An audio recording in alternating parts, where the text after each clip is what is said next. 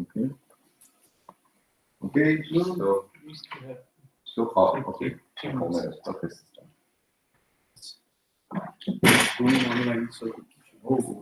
exactly 10. Okay. The problem is this clocks. Yeah, these clocks. People put their security. They will clock. Yeah, they will match the time. We can manage it. I remember they were like 6 minutes. Okay. 6 minutes. It's 9:57. Yeah, even 8. Careful. Yeah. 58 now. Okay, that's Do you have a summer or winter time when you change the clocks? We don't have it. In America, we do it. Luckily, we have only one time zone. Right. That too, Calcutta. But We call it as tell me, Asia time. why is there a so strange difference of, like, between Houston and 11 and half hours? Why you get half? Why is half not equal the number with the rest of the world? You know what I mean? Tough. Because maybe the curvature and So you said it's the most optimal to cover the whole country. well, some cases it is 2 hours 35 minutes. Yeah.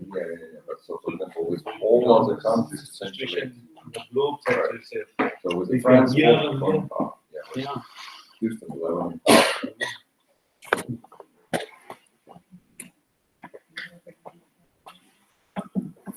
But we have in the big country only one time zone. Yeah. China also did one time. But I think US have 2 or 3. No, US has 3. Russia has 9. 9.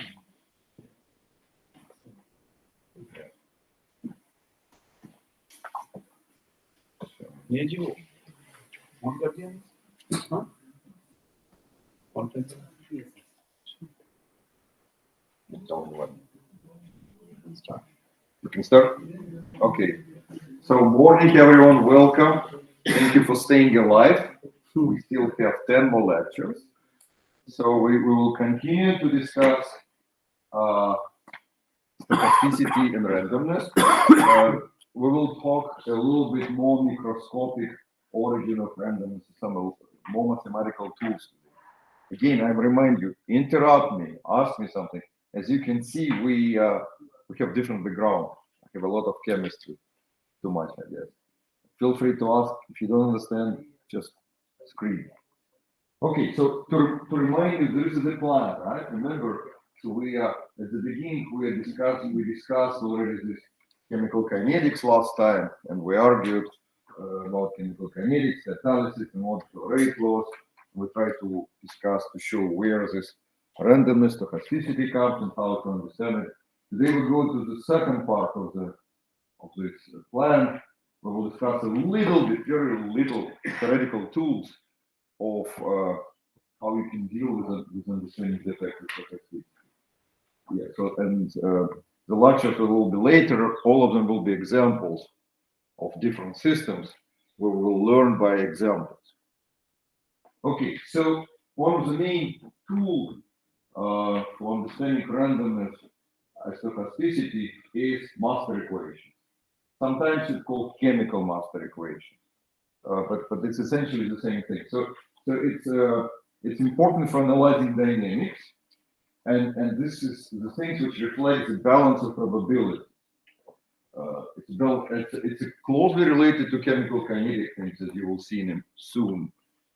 But it's just a balance, it's conservation of probability. And just a simple analogy is, in a family, right, you're giving money from a salary or whatever you do, and then you're spending money to vacation, cars, education, whatever, right? Overall, there is a balance, the balance of coming money, the balance of living money. Master equation is exactly the same. Master equation deals with the balance of probability. Now, why master equations is important for us? That's because, as you probably know, there are equilibrium phenomena, equilibrium processes, and for equilibrium processes there is a science called thermodynamics. And it can describe the system. because it is a well-developed theoretical framework. It's a fundamental, one of the fundamental things. There are two fundamental sciences: quantum mechanics and statistical mechanics, thermodynamics. So there is a well-developed framework, which probably many of you did. There are two postulates, two laws of thermodynamics. So in other words, there's well-developed mathematics for equilibrium processes. We don't need essentially master equations for the system. The problem comes in non-equilibrium system. Means the majority of system is non-equilibrium. All biological systems are non-equilibrium because in biology equilibrium is death. We don't consider death. Okay. All biological system is non-equilibrium, and the majority of chemical systems also non-equilibrium. But in non-equilibrium systems, there is no framework analogous to thermodynamics. There is none. So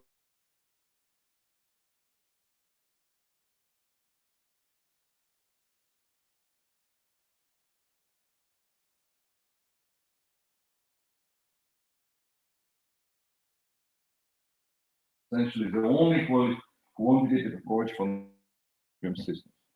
So master equation. So we will try to derive this master equation in a very simple way. So as I said, I'm still trying to have very little mathematics. Very simple way you will understand, especially.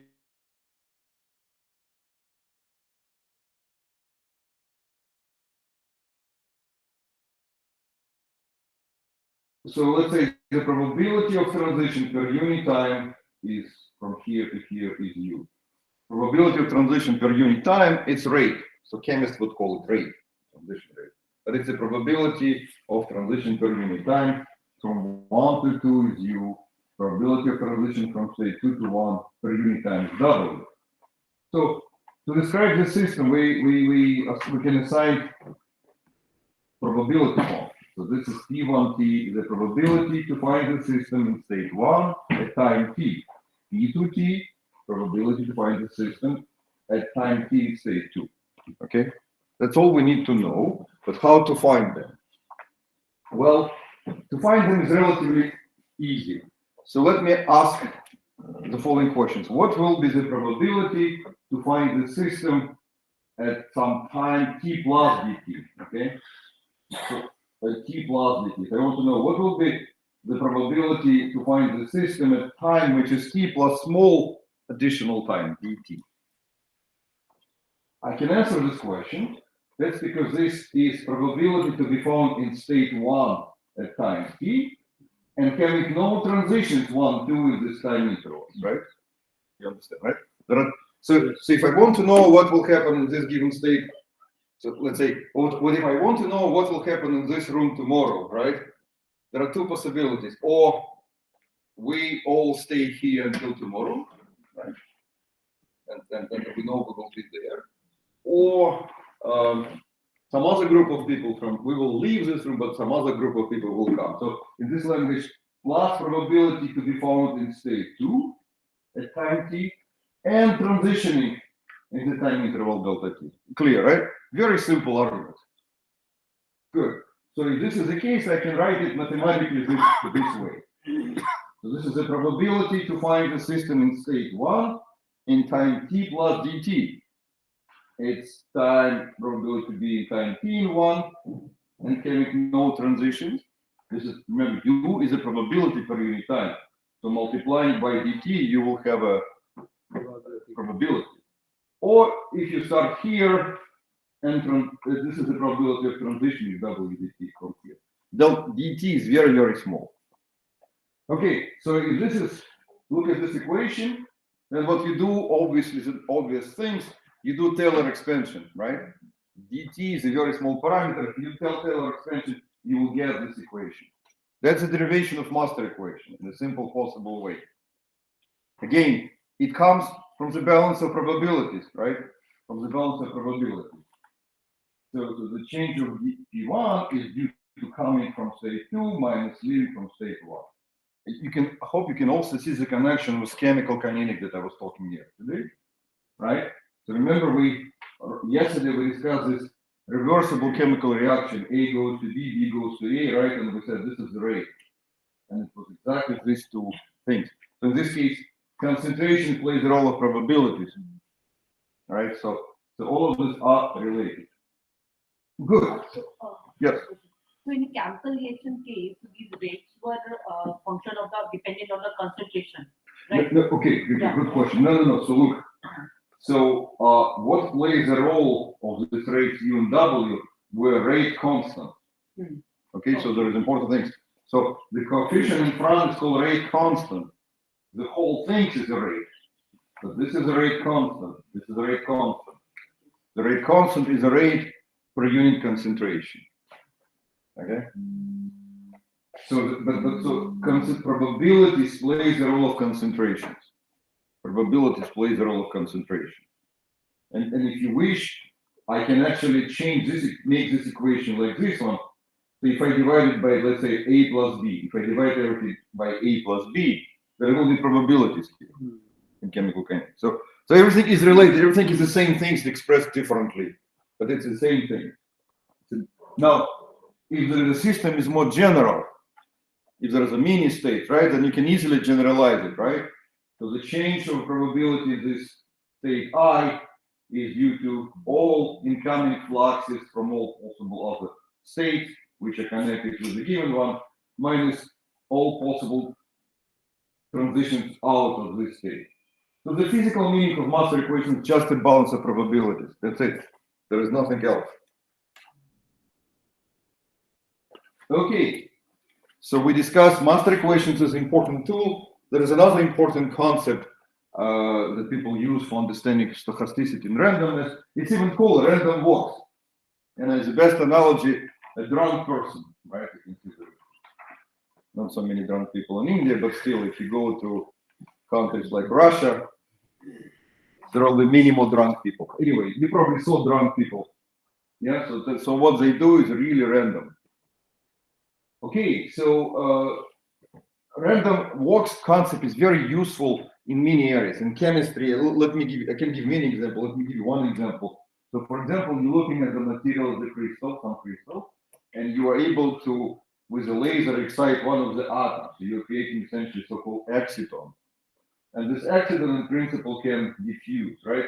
And the way what exciton is diffusing, it's a random walk. It goes all over. So it's a random walk, and people conveniently use this random walk in chemistry. It's not the only example. There are multiple examples, but it's one of the examples. Biology, also a lot of things here. For example, on the paper, which argues we choose a random walk for understanding drug resistance. Random walk. So let's try to talk a little bit about random walk. I'm sure many of you know about random walk, but again, you can use simple arguments to understand things. The simplest things to do random walk, let's consider one-dimensional random walk. Okay, imagine there is a lattice of sides, and suppose you with side I or state I, and the particle, random walker particle, can have a probability of jumping forward, probability P, the probability of stepping one step to the right, Q is the probability of stepping one step to the left. And in the simplest case, it's Q is 1 minus P. Let's assume that the time equals 0, you start in origin. It's arbitrary. Origin is arbitrary. Okay, good. So there is no time here. The simplest picture, only number of steps. Suppose I do n steps. So my random walker made n steps. I do random walk, right? So that's what I do like this. And suppose eventually I at the location at site n. I can also describe it differently. There is n r and some r step to the right and some l step to the left. So then you can have this relation. So this is the total number of steps, and r to the right and l to the left. And location is this one, right? It's because I started at the origin. Right? If it's not, then there will be additional additive constant. Good.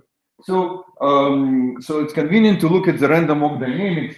If I draw a scheme like this, imagine this is number of steps. Number of steps is essentially time, right? But let's say number of steps. I starting over there. This picture shows all possible trajectories if I go up to, if I make up to 3 steps total.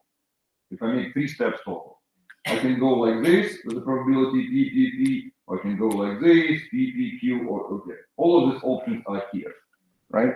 So the graphical picture is convenient. So what I needed to describe random walk? To describe random walk, I need to estimate this probability. This probability to find the random walker at the position M after capital N steps if it started at the origin. If I would know this probability, that's it. I would know everything about this dynamics. I can predict everything. So there are different trajectories, right? I already mentioned this trajectory. Over there, I showed you the different trajectories. So I can ask the question: what is the probability of trajectory which get right?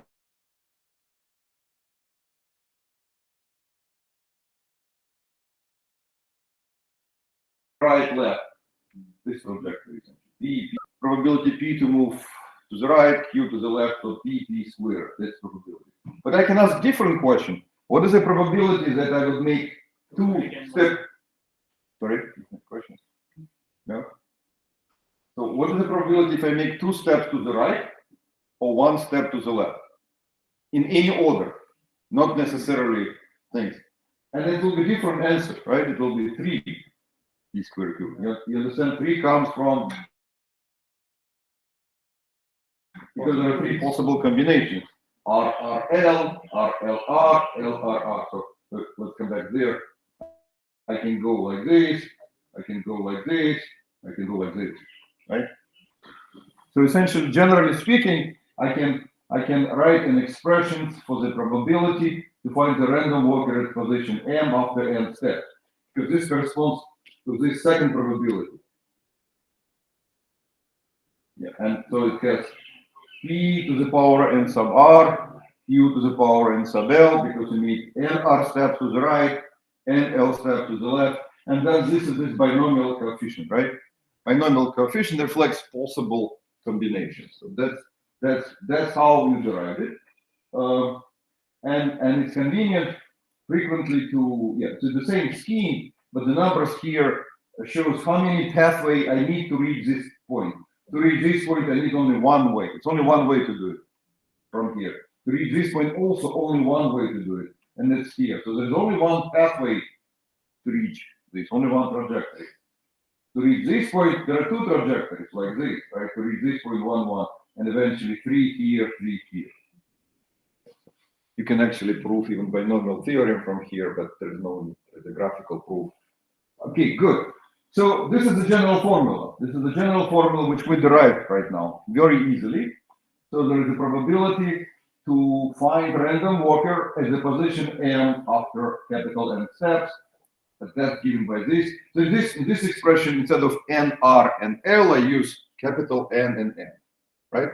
So capital N is the total number of steps, M is the position. And I plotted this. So I took N equal 10 steps, let's say 10 steps, the probability of 0.8, and that's what we can plot.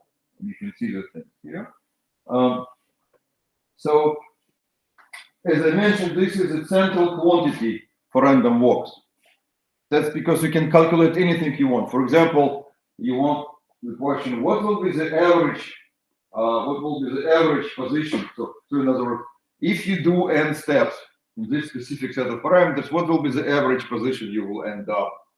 Clearly, you just have to sum M over all the probabilities, and that will be the answer, right? Very easy to understand this answer. You can calculate any moment. So this, for example, this variance. You can calculate anything in principle. Yes. On the previous slide, that formula was also for M negative, it'll also work, right? No, M is on capital. No, sorry, M. M. Yeah. Okay. In principle, yes. That's right. Okay, so that's a good point. The good question is there are also negative M, but they are really indistinguishable from 0. You're right. That's a good point. So just for illustration purposes, I didn't, but it is. This is because P 0.8, so you mostly move forward. Probability to be backward is very small. Okay, so but so far that was strictly speaking, no time, right? I had steps, number of steps. But this number of steps is correlated with time, and I can introduce the time here. So imagine that average step is taking place with average interval tau, then the time is n tau. That's your time t. Then you can really introduce this rates, transition rates. It's a probability to move forward divided by this over this time interval, or probability to go backward divided this, and then you can really calculate other properties like velocity of the random walker, diffusion constant of a random walker, whatever. You can calculate the thing. So this is known as a continuous time random walk. So what I told you before was so-called discrete time random walk. It was only steps. More realistic description is a continuous time, and that you can describe the thing, everything with a random walk. Okay, so then eventually you can write this continuous time master equation, and it's exactly the same what we said before. It's a conservation of probability. The same that we discussed it some time ago. It's a probability to come from the side before, probability to come from the side after, minus limit. So in this language, each position of the random walk can be viewed as a different state. Again, very similar to chemical kinetics, very different to master equation that we discussed maybe 10 minutes ago. Okay, good. So let's try to, let's try to go to another important concept which can be used, frequently used, is the first passage process. I was showing this picture already, this graph, right? So to remind you, if cells can produce proteins called p53, and this is in response to stress. So the more stress, the more p53 produce, and then eventually, when this amount of p53 reaches some threshold, cell will die. It's known as apoptosis. So the whole event can be viewed as the first passage. So first passage event means for the first time, your system, essentially, number of p53 reaches this number, this is the end. Many processes in biology like this. There are many processes in biology, in chemistry too, and it's very convenient concept. I just had another example from biology, which seems to be so. This picture comes from some paper. Apparently, some people do experiments this way. They put some trackers on some animals, and they see one for the first time.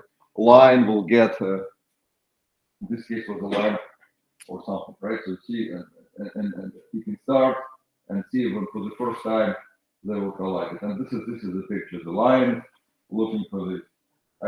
There is a whole business so-called prey-predator dynamics, and essentially many people use this first passage concept to understand it. Okay, so first passage. An important thing to understand that this first passage idea is complementary to master equation approach. It's a complementary, it's not a different one. It's the same, you can get the same results from both of these concepts. But let's try to look at the first passage processes, and again you do the simplest possible picture. Imagine there is a lattice, but for convenience, let's say there is a lattice. This is the end of the lattice here, position 0. This is the left end, this is the right end.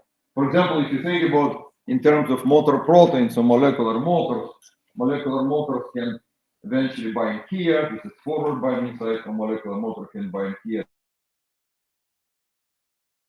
This is the backward binding site. And for the first time when its molecular motor reaches this base, or this is the first passage you get. You can write equation very similar to master equation. In this case, it's known as the backward master equation. But let's try to kind of argue how to write this equation. So first of all, the most important thing is here that in the first passage we're dealing with different probabilities. Just to remind you, before we were dealing with the probabilities of finding particular given state at time t.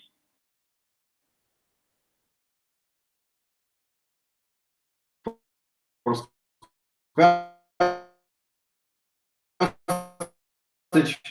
is dealing with different objects. Before reaching the side it's starting at position I at time equals 0. You ask me, what is the probability that you will reach this forward binding site for the first time at time t before reaching this? And this probability, you can describe it in this way. So again, very similar arguments that we had when we were deriving master equation. So what will happen after the time tau, average time of transition, right? With this probability, you will move to the state I plus 1, right? So then it means this will be this. Or with this probability, you move to the state I minus 1.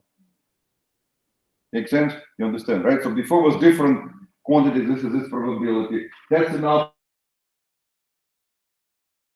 And tau is this average time interval between the random walker jumping forward and backward.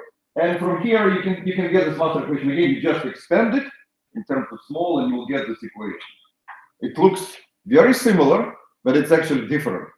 I will show you in a moment. So this is known as the continuous time backward master equation, which describes this quantity.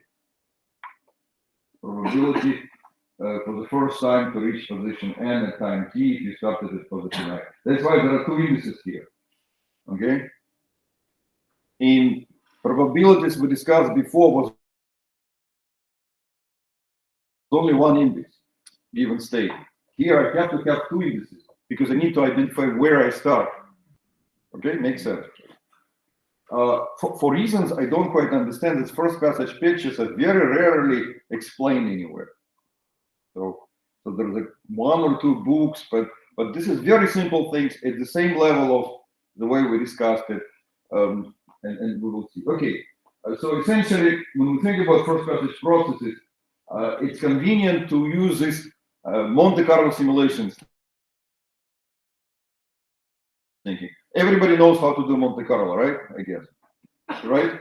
So the way to think, you don't have to do it, but it's easy to think this way. Imagine that you're starting at position I, and you do your Monte Carlo simulation by the rules I described, but then you stopped it, your Monte Carlo simulation, if you reach this position.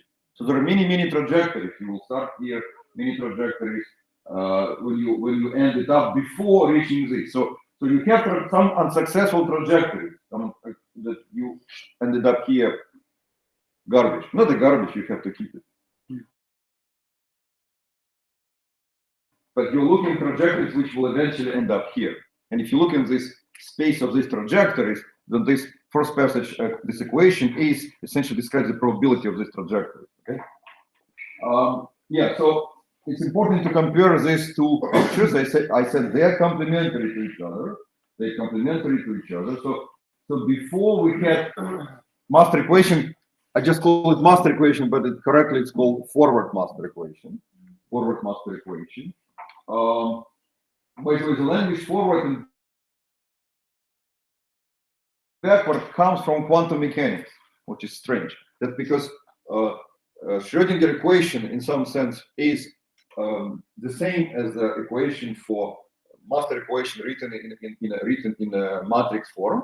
So and there is a forward means the operator moves x forward and backward or backward. So that's where language comes from. Okay. Good. So we're trying to compare forward master equations and backward master equations. Please look that you see that there is a here u p I minus 1, here u f n I plus 1. So you understand, right? So in this forward master equation, the probability to be there is due to flux from this side plus this side, right? But here it's a different thing. Here the flux of those trajectories I was trying to explain is different one. Here in first passage language, the trajectories with rate u lie here. That's why it's I plus 1. Right? So here, if you're in continuous time, is this capital F, is it the density or? It's a probability density per unit time. Yeah, I intentionally use different units so you would not be confused. It's still probability. It's a probability. Probability density is the right way to describe it. Yes. Okay. So that's one important thing to understand. Forward and backward describe essentially the same phenomena, but differently. They're complementary to each other, and you can derive both of them reasonably simply. Just remember what is the definition. It's two different things. Okay. I argue that in biology, many of these phenomena are conveniently they convenient. It is convenient to describe them using first passage because it's a first passage event. It's a threshold. So that's the reason people use it. Okay, so yeah, so it's convenient to plot this density so you will understand. So what I'm plotting here, these first passage probability densities. Again, so I took, okay, so you go back to the picture. I took M10, I took 10 sites, okay, and I is in my starting point, and I plot this first passage probability. And you can see if I'm at state 9, it's exponential. Why? That's because I'm sitting already over there. It's actually one step to reach the final binding site, right? This is 9, this is 10. That's what is shown over here. But if I'm starting in the middle, 5 somewhere, right? It's actually there are many trajectories before you can go there, so it's not exponential decay. So the function looks like this, and if it's I equal 1, it's even further away. Okay, and you can calculate important quantities. So in the forward master equations, we can say that we can calculate velocity, diffusion. You can calculate analogous quantities in first passage processes. The first quantity is the probability, known as the splitting probability. If you take integral of this probability density from 0 to infinity, it gives the probability that if you start there, that you will reach this side. Given the fact that there is another thing, it's not 1. If it's only one thing, the probability is always 1. But if it's another probability, it's not 1. And it's given by this expression. This is known as the splitting probability or overall probability of reaching site N. And there is another important quantity, which is the mean first passage time. It's essentially, the important things here is that you calculate it this way, the integral. That's not me. That's not me. Yeah. Update always comes at the right time.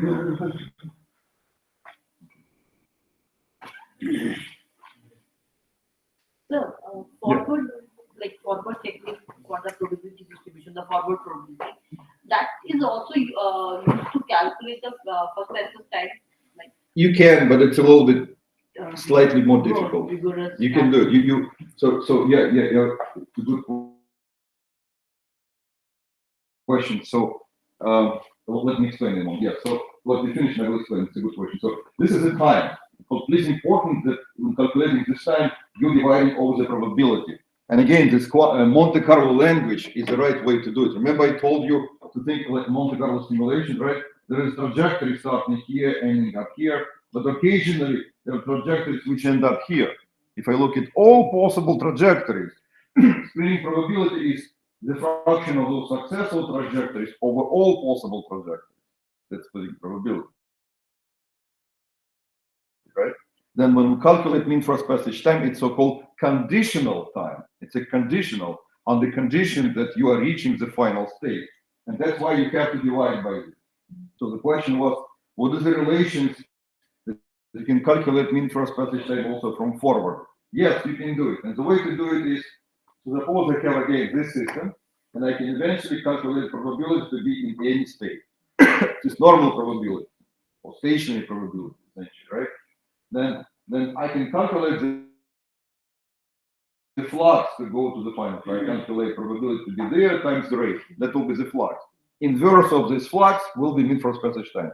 So remember, flux is number of particles per unit time. Inverse of this will be time between events going to the final thing. Okay, so you can do both. There are connection. Important things. Both these two approaches are equal. They're complementary. It's absolutely the same things. They're not. The only reason people try to use first passage that many of these biological phenomena, many experiments are done in such way that it's more convenient to look through the first passage lens. But it's absolutely the same thing. Okay, so that's my main message. Yeah, in principle, I don't want to move this is non-trivial topic. That's what I will probably try to stop. Feel free to ask me any questions. Okay. So the important. So these are the main tools that people use for investigating stochasticity and randomness. So one is this master equation, and I explain you why, right?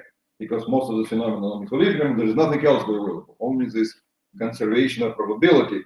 Then this master equation, we can have forward master equation, backward master equation. It's the same things, but the quantities are different. Do not confuse probability. That's not the same probability. This probability is not the same as this probability. The pi here is not the same as this one.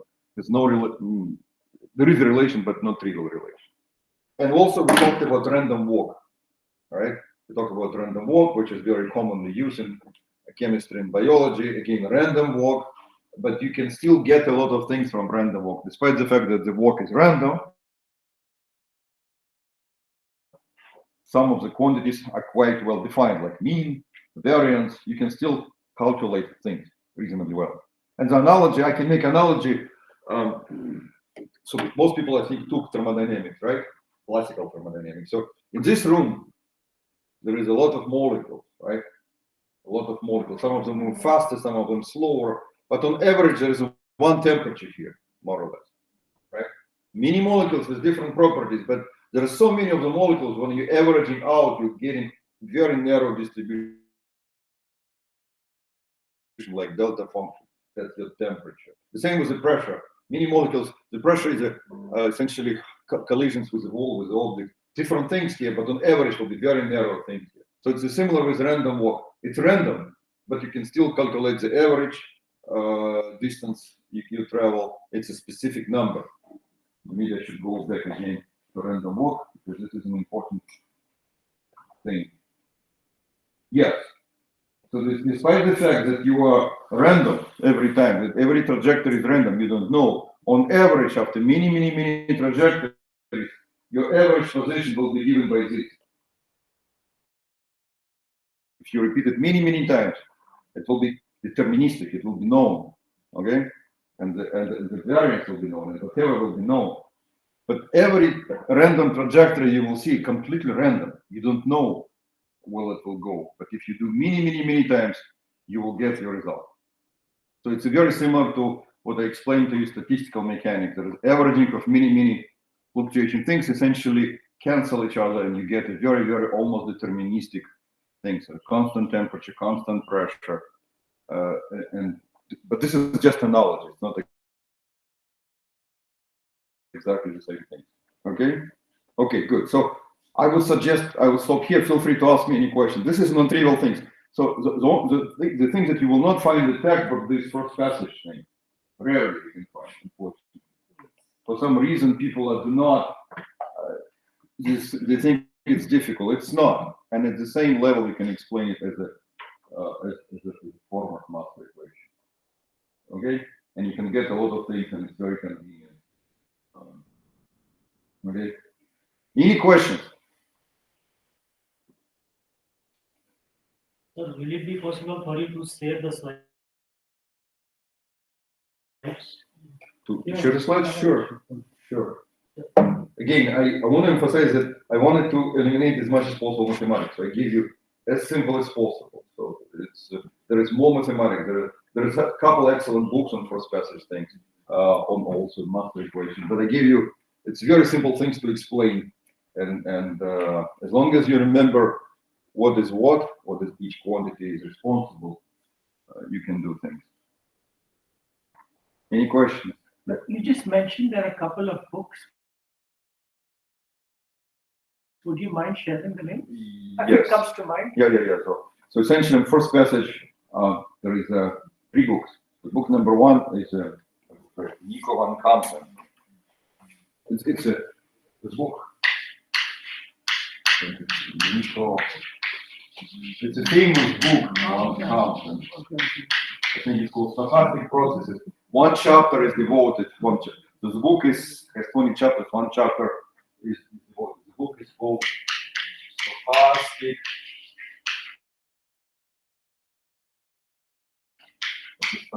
Processes. Don't remember exactly. Yeah. nicely done. It's a little bit, on my taste, too mathematical sometimes. He was trying to define everything theorem and so prove it. Chemists and physicists like we don't really care of proving. So, but yeah, so this is book number 1. And then there is another book. Its name is Randomness. I think it's called First Passage Guide. First Passage. That's it. Guide.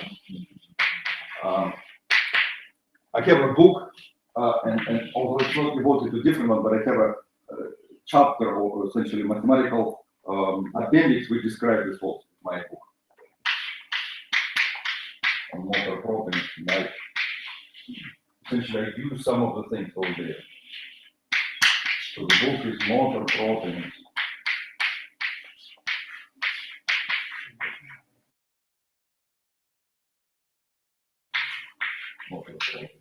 So it has a mathematical appendix, some discussions of first passage. Okay. First passage is also used. Finance people think that they can predict things in finance and so on. So, for example, crashes, stock market crashes. It's a first passage event in some sense, right? So it's a powerful tool. But I wanted to emphasize it's the same mathematical level complexity tool as normal master equation that we use. Any questions? Discuss formally. Yeah. So I didn't want to put more into this because this is a non-trivial thing. So feel free to ask me if needed. Okay. Okay. If you want, you can ask one-on-one.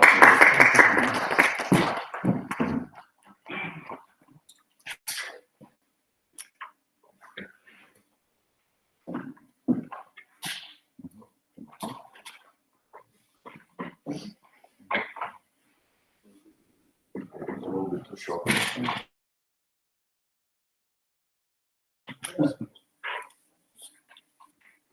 Share this people. Share it.